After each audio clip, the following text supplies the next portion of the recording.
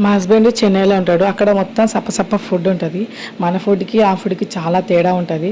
ఆయనకు అసలు ఆ ఫుడ్డే నచ్చదు. కనీసం ఈ చికెన్ పచ్చడి చేస్తానన్నా హ్యాపీగా తింటాడు అని చేస్తున్నా. సో 1 మినిట్లో చికెన్ పచ్చడి ఎలా తయారు చేయాలో చూద్దామా. ఫస్ట్ చికెన్ని బాగా ఫ్రెష్గా క్లీన్ చేసుకొని దాంట్లో కొంచెం పసుపు, కొంచెం సాల్ట్ వేసుకొని వాటర్ అంతా ఎగిరిపోయే వరకు మీడియం ఫ్లేమ్లో పెట్టి ఉంచాలి. అక్కడే చికెన్ మొత్తం ఉడికిపోతుంది. ఆ తీసి పెట్టుకున్న చికెన్ ముక్కల్ని ఆయిల్లో వేసి మంచిగా ఫ్రై చేసుకోవాలి, గోల్డెన్ కలర్ వచ్చేంత వరకు. సో అలానే చికెన్ ముక్కలు అన్నిటిని ఫ్రై చేసుకోవాలి. వాటిని అన్నిటిని పక్కకు తీసుకొని అదే బాండీలో కొంచెం ఆయిల్ ఎక్కువ పోసుకోవాలి.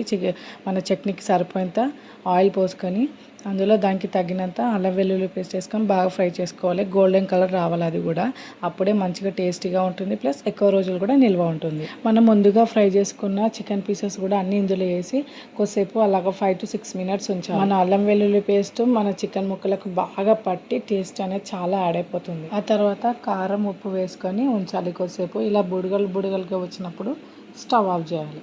సో ఇలా అవుతుంది. పక్కకి తీసుకున్న తర్వాత మొత్తం చల్లగైన తర్వాత నిమ్మకాయ రసం వేసుకొని కలిపేసుకుంటే our chicken pickle is ready.